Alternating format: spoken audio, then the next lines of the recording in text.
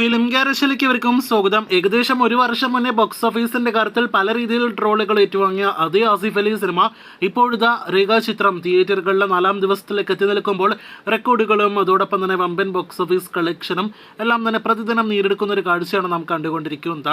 സിനിമയുടെ ആദ്യ 3 ദിവസത്തെ കൃത്യമായ വേൾഡ് വൈഡ് കളക്ഷനിലേക്ക് വരികയാണെങ്കിൽ ആദ്യ ദിവസം 4,21 ലക്ഷവും രണ്ടാം ദിവസം 5,95 ലക്ഷവും വേൾഡ് വൈഡ് ഗ്രോസ് നേടിയെടുത്ത സിനിമ ഇന്നലെ 4-ാം ദിവസം പ്രതീക്ഷിച്ചതിനേക്കാൾ ഒരു വമ്പൻ വേൾഡ് വൈഡ് ഗ്രോസ്, അതായത് 8,40 ലക്ഷം എന്നൊരു റെക്കോർഡ് ആസിഫ് അലി സിനിമയുടെ ഒരു ദിവസത്തെ കളക്ഷനും കൂടി നേടിയെടുത്തിരിക്കുകയാണ്.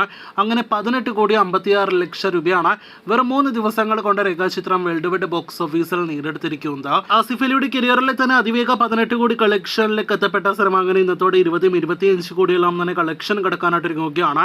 ഇനി സിനിമയുടെ ഇന്നത്തെ കേരള ട്രാക്കിംഗിലേക്ക് വരികയാണെങ്കിൽ ഇന്നലെ ശനിയാഴ്ച ഇതേ സമയം 1,61 ലക്ഷത്തിന് മുകളിലാണെങ്കിൽ ഇന്ന് 2,09 ലക്ഷത്തോളം രൂപയാണ് ഞായറാഴ്ച കേരള ട്രാക്കിംഗ് ഗ്രോസ്.